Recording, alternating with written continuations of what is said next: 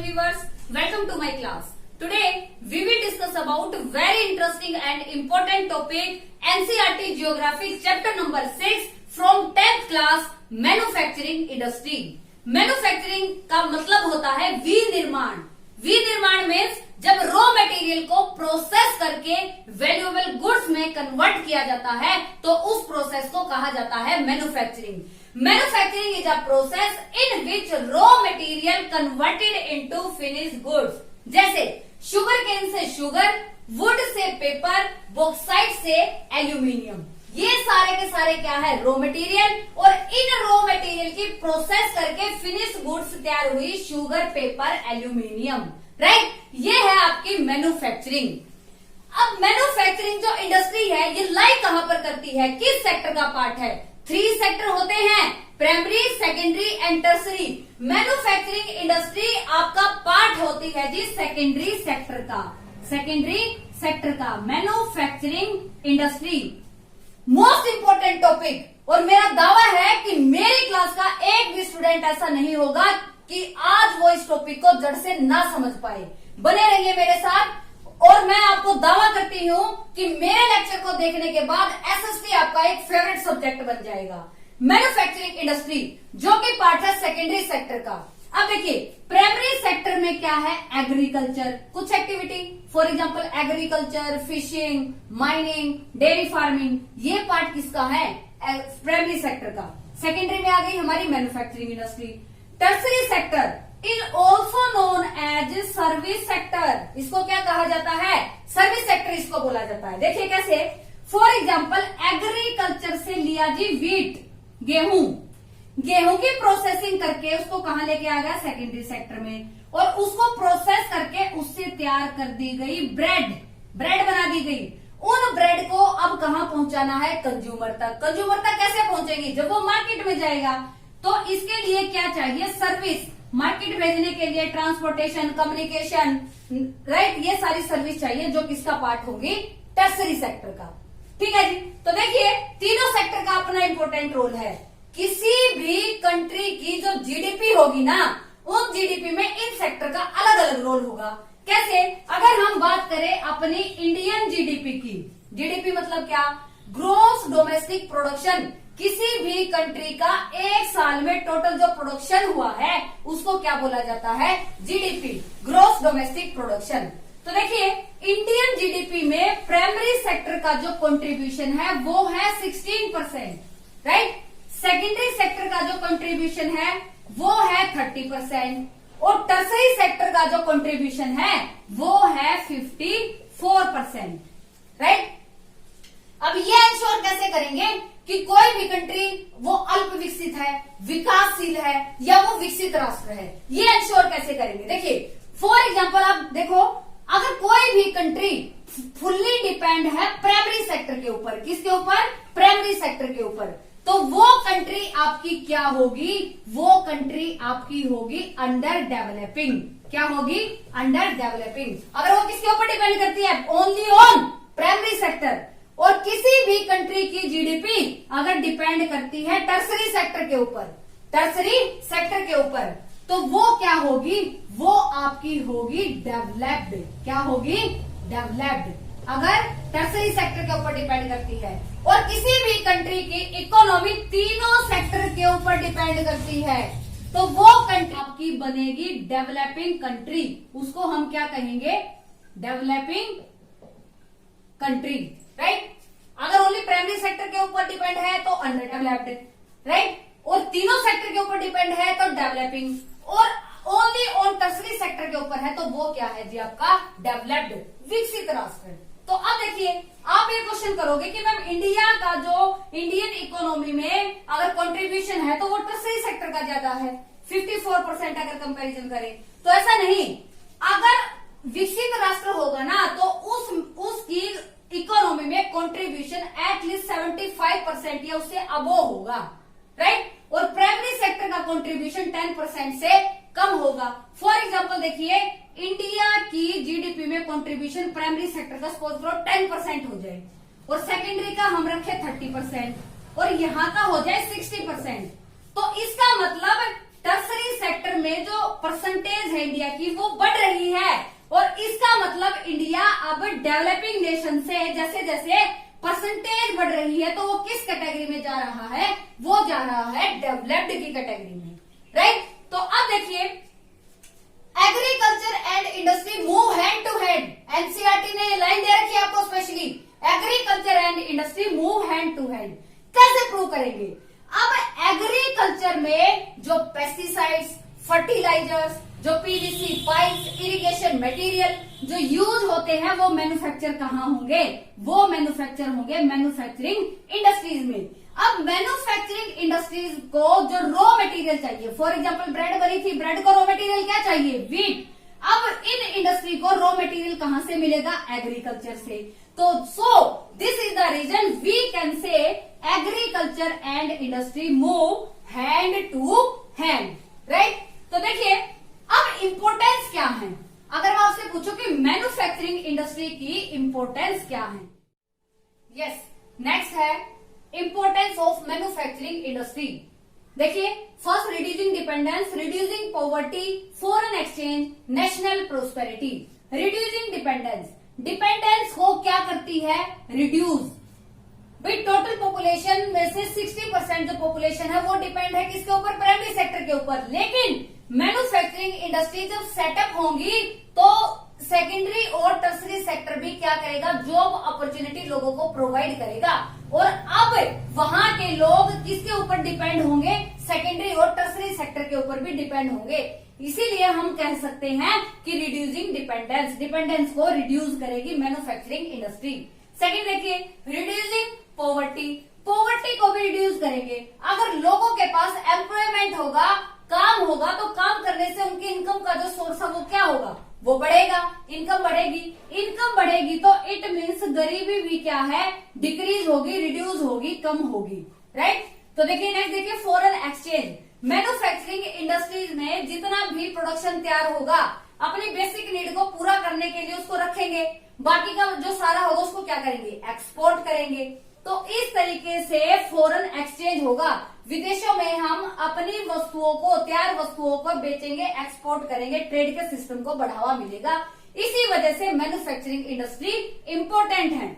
National prosperity, लोगों को employment मिला है, लोगों की इनकम बढ़ी है, व्यापार बढ़ा है मैन्युफैक्चरिंग की वजह से। तो इसका मतलब जो नेशनल इकोनॉमी है उसकी पोजीशन क्या हुई है? स्ट्रांग हुई है, नेशनल प्रोस्पेरिटी आई है, आर्थिक समृद्धि आई है, राइट। तो अब देखिए, मैन्युफैक्चरिंग इंडस्ट्रीज की इतनी ज्यादा इंपॉर्टेंस है तो इसका मतलब क्या होगा? मैन्युफैक्चरिंग इंडस्ट्री सेटअप करनी पड़ेंगी, एस्टेब्लिश करनी पड़ेगी। तो उन मैन्युफैक्चरिंग इंडस्ट्रीज को सेटअप करने के लिए, उनकी लोकेशन के लिए कुछ फैक्टर रिस्पॉन्सिबल होंगे, कुछ फैक्टर रिस्पॉन्सिबल होंगे। वो फैक्टर क्या होंगे? फर्स्ट देखिए, raw material, availability of raw material. Factory जहां पर सेटअप की जाएगी उसके पास रॉ मटेरियल होना चाहिए, उसके नजदीक होना चाहिए कच्चा माल। Land, cheap and skill labour, labour कैसी होनी चाहिए? Cheap and skill. Climate, climate उसका फेवरेबल होना चाहिए। Capital means money system. Power, electricity. Market, market near होनी चाहिए, बाजार जो है वो उसके पास होना चाहिए जहां पर इंडस्ट्रीज को सेटअप किया जा रहा है। पोर्ट, पोर्ट क्या होती है? बंदरगाह, आपको पता है। फॉर एग्जांपल मान लीजिए कॉटन इंडस्ट्री को सेटअप किया, अब कॉटन इंडस्ट्री ज्यादा है गुजरात और महाराष्ट्र में, तो वहां पर जो प्रोडक्शन तैयार हुआ है ना, अपनी बेसिक नीड के लिए तो इंडिया उसको रखेगा, बाकी को क्या करेगा? एक्सपोर्ट कर देगा। तो एक्सपोर्ट करने के लिए क्या वाटरवेज का यूज किया जाएगा? तो पोर्ट भी उसके पास होने चाहिए।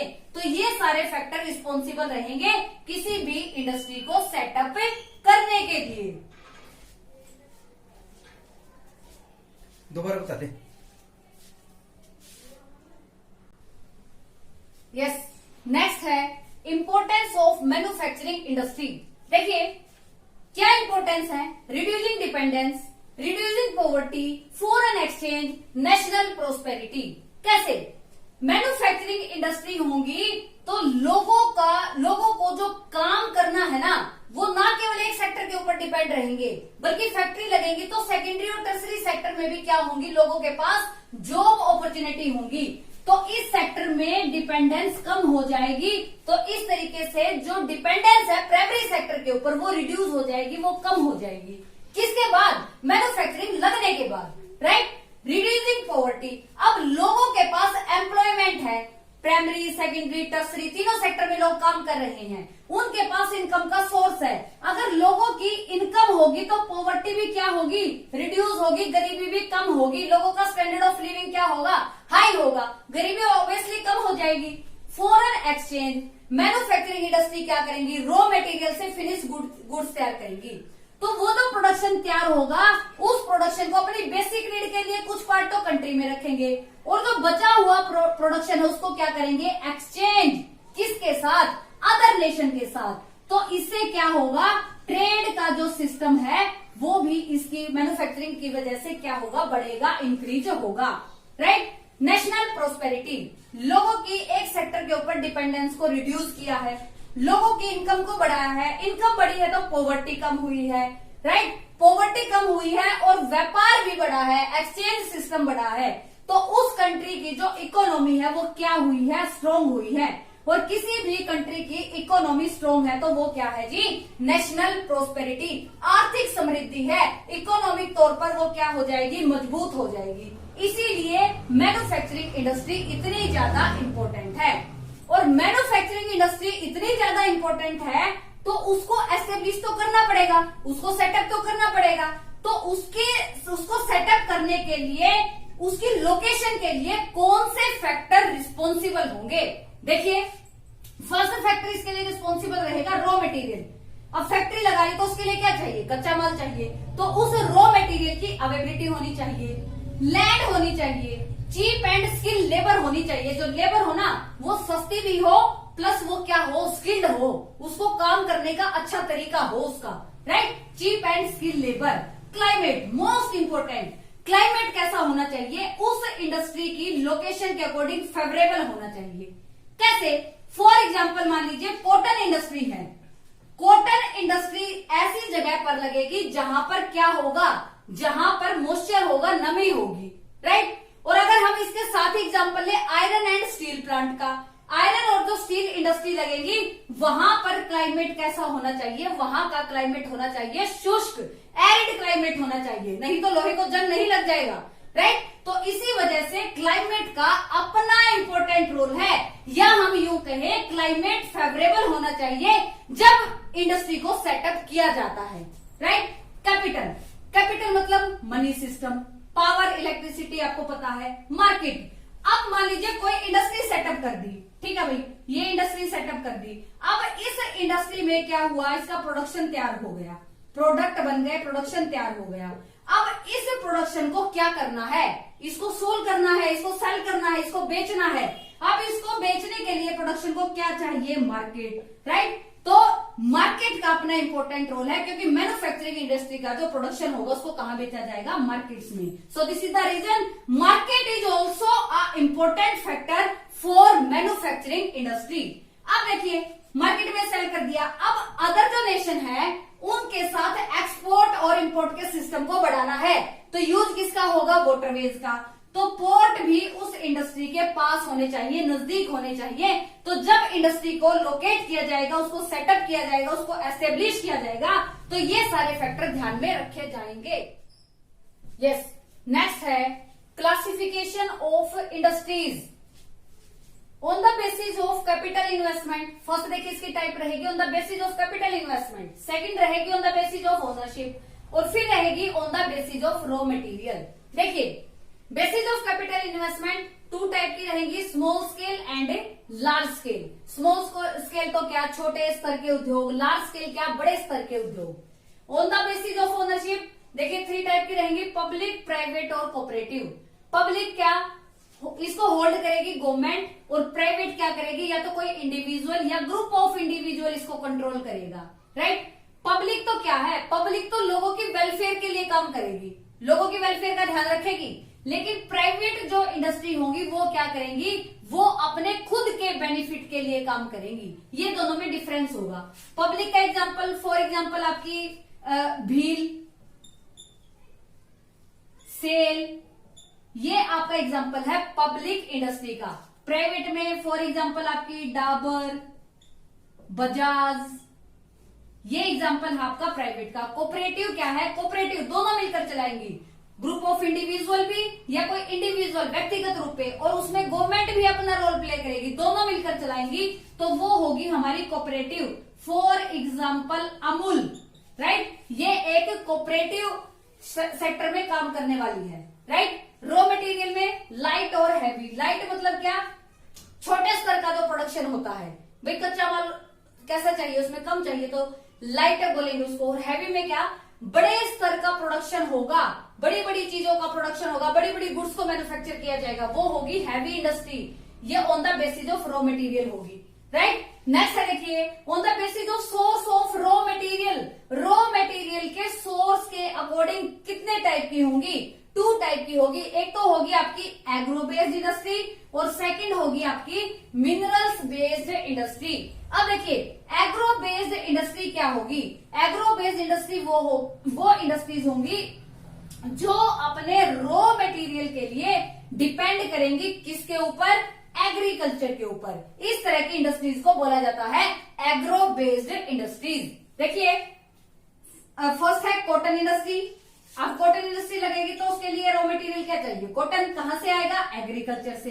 सेकंड देखिए जूट इंडस्ट्री, और थर्ड है हमारी शुगर इंडस्ट्री। तो अपने रॉ मटेरियल के लिए डिपेंड देखो किसके ऊपर है? कॉटन इंडस्ट्री को क्या चाहिए? कॉटन कहां से आएगा? एग्रीकल्चर से। जूट इंडस्ट्री को क्या चाहिए? जूट रॉ मटेरियल एग्रीकल्चर से। शुगर इंडस्ट्री को क्या चाहिए? शुगर केन कहां से आएगा? एग्रीकल्चर से। तो अपने रॉ मटेरियल के लिए किसके ऊपर डिपेंड है? एग्रीकल्चर के ऊपर।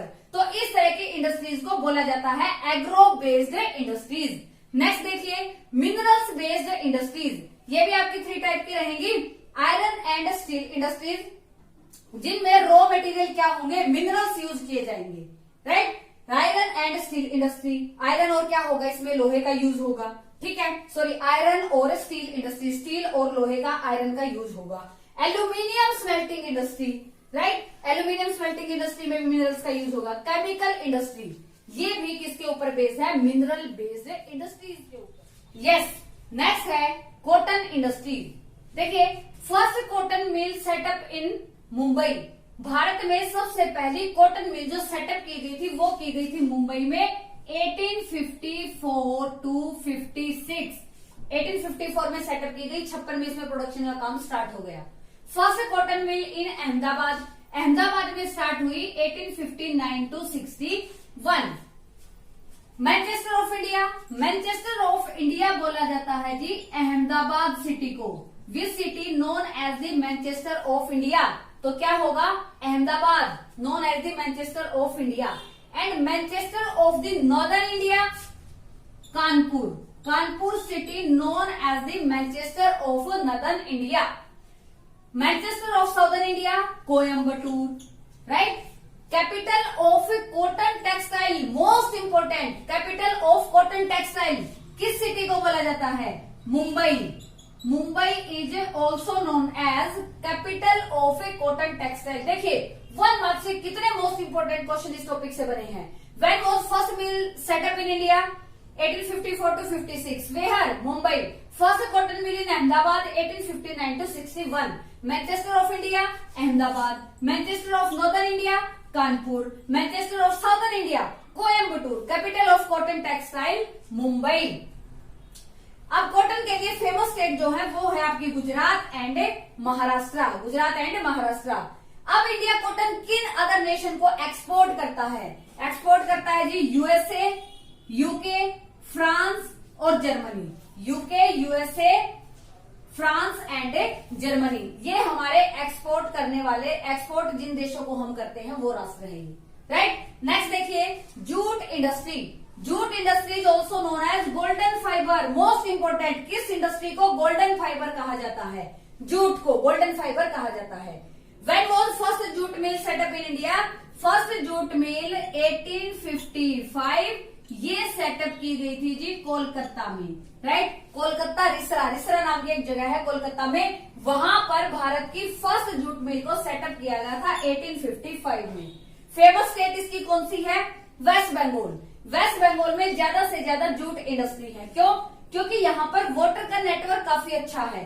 हुगली रिवर है, हुगली रिवर के होने की वजह से वेस्ट बंगाल में वाटर नेटवर्क अच्छा है, जिसकी वजह से ज्यादा जूट इंडस्ट्री सेटअप की गई है वेस्ट बंगाल के अंदर, राइट। और जब इंडिया का पार्टीशन हुआ तो इसकी मोस्टली जूट प्रोडक्ट को प्रोड्यूस करने वाली जो इंडस्ट्रीज थी वो मोस्टली बांग्लादेश में चली गई, राइट। एक्सपोर्ट जिन कंट्रीज को हम करते हैं, देखिए Japan, Canada, Russia, USA, in other nation को जूट एक्सपोर्ट करता है इंडिया, राइट। गोल्डन फाइबर इसको कहा जाता है। 1855 में first jute mill Rishra, Kolkata. तो देखिए फर्स्ट हमने किया कॉटन इंडस्ट्री, फिर हमने किया जूट इंडस्ट्री, राइट। देखिए नेक्स्ट है शुगर इंडस्ट्री।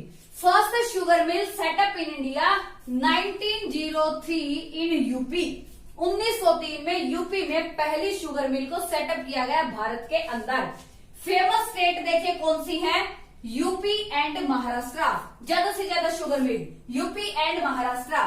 फर्स्ट लार्जेस्ट जो प्रोड्यूसर है शुगर का वो है ब्राजील, और इंडिया का जो रैंक है वो है second largest producer of sugar, वो है जी इंडिया, और फर्स्ट पर कौन है, ब्राजील, राइट। तो देखिए इंडिया में 60% जो शुगर मिल है ना वो ओनली सेटअप है यूपी एंड बिहार में, राइट।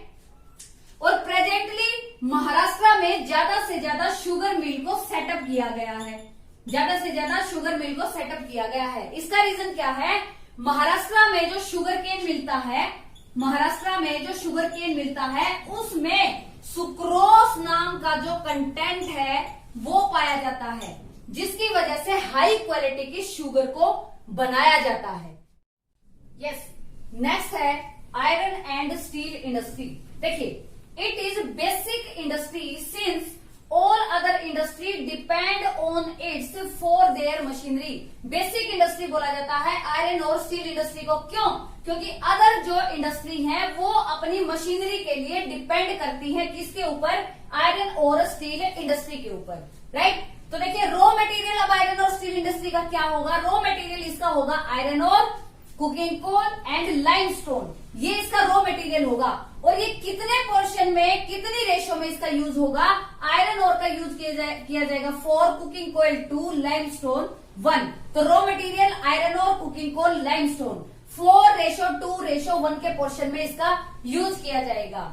और मैग्नीज का यूज किया जाता है आयरन को और ज्यादा कठोर बनाने के लिए। मोस्ट इंपोर्टेंट भाई, आयरन को और ज्यादा कठोर बनाने के लिए उसमें क्या यूज किया जाता है, मैग्नीज का यूज किया जाता है। फेमस रीजन देखिए, छोटा नागपुर प्लेटू इंडिया में फेमस है। फेमस रीजन है किसके लिए, आयरन और स्टील इंडस्ट्री के लिए। फर्स्ट लार्जेस्ट जो प्रोड्यूसर है वो है जी China, and China is also consumer of iron. First consumer भी है चाइना लोहे का। लार्जेस्ट एक्सपोर्टर ऑफ आयरन वो है जी इंडिया। इंडिया लार्जेस्ट एक्सपोर्टर है किसका, आयरन का। अब इंडिया में फर्स्ट आयरन और स्टील प्लांट कब सेटअप किया गया और कौन सा था?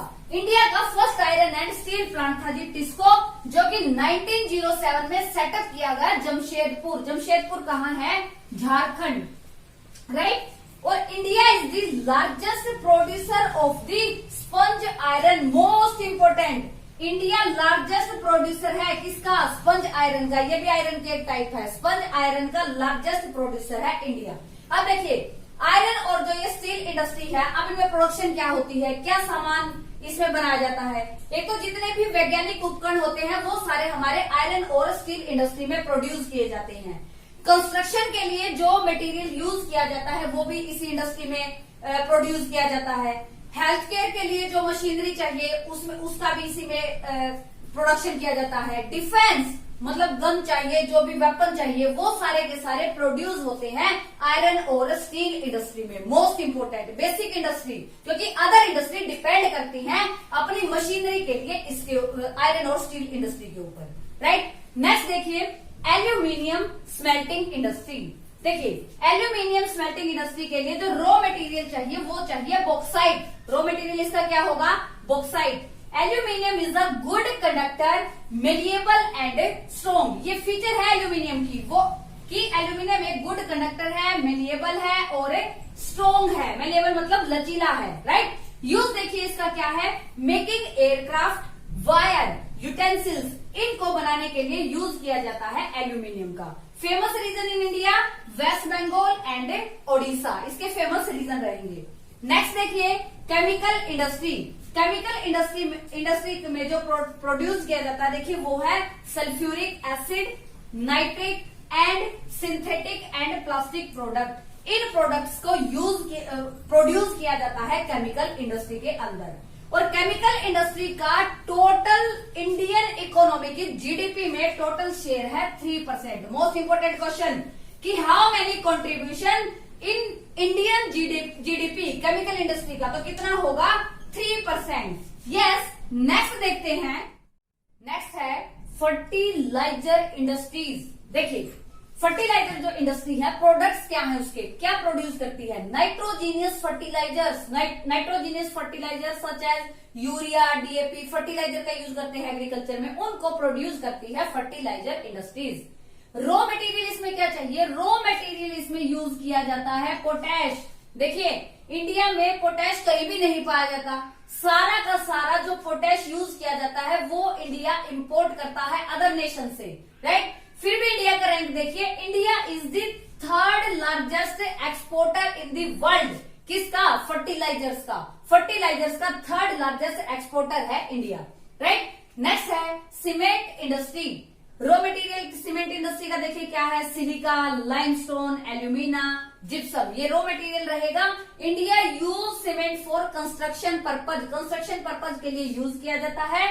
First cement plant setup in India in 1904 इन चेन्नई, चेन्नई में लगा था पहला cement plant. Automobile industry, next जो हमारी है वो है ऑटोमोबाइल इंडस्ट्री। देखिए मैन्युफैक्चर कार, बसेस, ट्रक्स, इसको हम बोलेंगे automobile industry. Present in Delhi, Gurugram and Pune, ये काफी हब है ऑटोमोबाइल इंडस्ट्रीज की ये city. Next most important information technology. Information technology में जो प्रोडक्ट्स तैयार किए जाते हैं वो है टेलीविजन, लैपटॉप, मोबाइल्स, इनका प्रोडक्शन करेगी हमारी इंफॉर्मेशन टेक्नोलॉजी इंडस्ट्रीज। और इसका जैसे जैसे अगर प्रेजेंट की हम बात करें तो ये इंडस्ट्री ग्रू हुई है with the rise of hardware and software development. जैसे जैसे हार्डवेयर और सॉफ्टवेयर का डेवलपमेंट हुआ है ये इंडस्ट्री भी राइज हुई है। Bengaluru is known as the most important, Bengaluru is the known as the electronic capital of India. Which city known as the electronic capital of India, Bengaluru, right. Silicon Valley of India, इस question का answer आप मुझे comment section में करोगे कि which city known as the Silicon Valley of India. Next है air pollution. देखिए industrial pollution की हम बात करेंगे। इंडस्ट्रियल डेवलपमेंट की वजह से इकोनॉमी में तो ग्रोथ हुई है, लेकिन इसकी वजह से जो हार्मफुल गैसेज है वो हमारे एनवायरमेंट में फैल रही है, जिसकी वजह से कई तरह के पोल्यूशन एनवायरमेंट में होते हैं। तो देखिए फर्स्ट हम डिस्कस करेंगे air pollution, water pollution, thermal pollution और फिर हम करेंगे नॉइज पोल्यूशन। तो let us start with air pollution. Air pollution क्या है, देखिए presence of undesirable toxic gases in air has lead to air pollution, ये बढ़ावा देगी एयर पोल्यूशन को। देखिए कार्बन मोनोऑक्साइड, सल्फर डाइऑक्साइड, तो ये जब गैस एनवायरमेंट में मिल जाएंगी तो इनके मिलने से होगा air pollution. Sulphur dioxide gas जब एनवायरमेंट में मिलेगी तो इसकी वजह से एसिड रेन होगी, और एसिड रेन जिसको कैंसर बोला जाता है मार्बल का, मार्बल जिसकी वजह से येलो पड़ जाता है, और इसका ही रीजन है कि आज ताजमहल जो पीला पड़ रहा है वो एसिड रेन की वजह से। और ये हमारे लिए भी हार्मफुल है, ह्यूमन, प्लांट्स, सबके लिए हार्मफुल है। प्लांट्स की लीव जो होती है उनको जला देती है, और एसिड रेन, जब एसिड रेन हमारे ऊपर गिरती है तो हमारी स्किन को जला देती है। तो इसीलिए देखो सिंपली कहा जाता है लोकल लैंग्वेज में कि सीजन की जब फर्स्ट बारिश होती है तो उसमें नहीं नहाना चाहिए, ये बात बोली जाती है। उसका रीजन क्या है, क्योंकि वो होती है एसिड रेन, राइट। तो मार्बल भी इसकी वजह से पीला पड़ गया है, ताजमहल इसका एग्जाम्पल है। Affects human health, animals and plants. Bhopal gas tragedy, very important. Bhopal gas tragedy कब हुई, 3 दिसंबर 1984। क्यों हुई थी?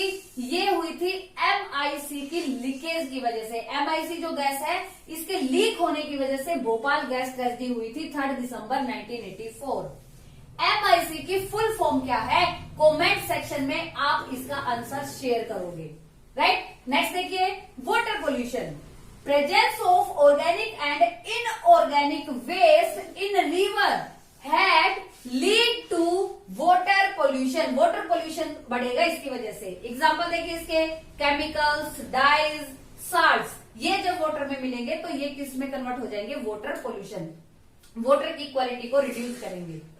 Affects water quality and aquatic life, water के अंदर रहने वाले जो जीव जंतु हैं उनकी लाइफ के ऊपर भी असर डालेगा। Affects water quality and aquatic life, water quality को रिड्यूस करेगी और एक्वेटिक लाइफ को भी खत्म कर देगी। नेक्स्ट देखिए, thermal pollution.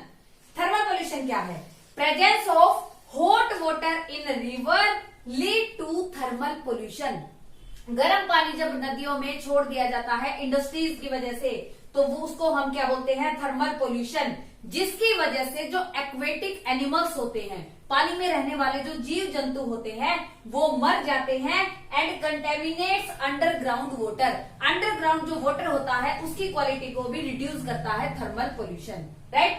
Air pollution, water pollution, thermal pollution, 3 pollution को हम कंप्लीट कर चुके हैं। नेक्स्ट देखिए, noise pollution, loud sound created by motors, machines and generators cause noise pollution. Noise pollution का कारण क्या है? ज्यादा आवाज जो क्रिएट करती है मोटर्स, मशीन्स, जनरेटर, उनकी वजह से होता है noise pollution.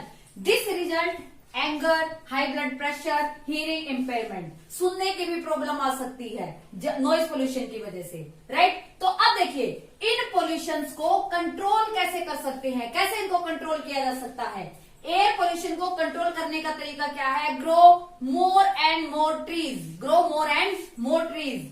Water pollution, creating waste, जो वेस्ट होता है उसको क्रिएट करके फिर उसको नदियों में छोड़ा जाए। Thermal pollution, cooling water, water को ठंडा करके फिर उसको रिवर में डंप कर दिया जाए, तो थर्मल पोल्यूशन को हम कंट्रोल कर सकते हैं। Noise pollution, using noise absorbing materials and ear plug, इनका यूज करके नॉइज पोल्यूशन को हम कर सकते हैं कंट्रोल, राइट? आप सभी स्टूडेंट मेरे साथ एक प्रॉमिस करें कि आप अपने बर्थडे पे एक एक पेड़ लगाएंगे, आपके पार्क में, आपके खेत में, आपके घर के ग्राउंड में, कहीं भी, राइट? जिसकी वजह से हम एयर पोल्यूशन को कंट्रोल कर सकते हैं। So this was all about this lecture. Thank you so much. बने रहिए आप मेरे साथ, ऐसे ही अपना सहयोग करते रहिए, मेरे वीडियोस देखते रहिए। मेरा दावा है SST हम एक इंटरेस्टिंग सब्जेक्ट बना लेंगे। Thank you so much for listening me. Thank you.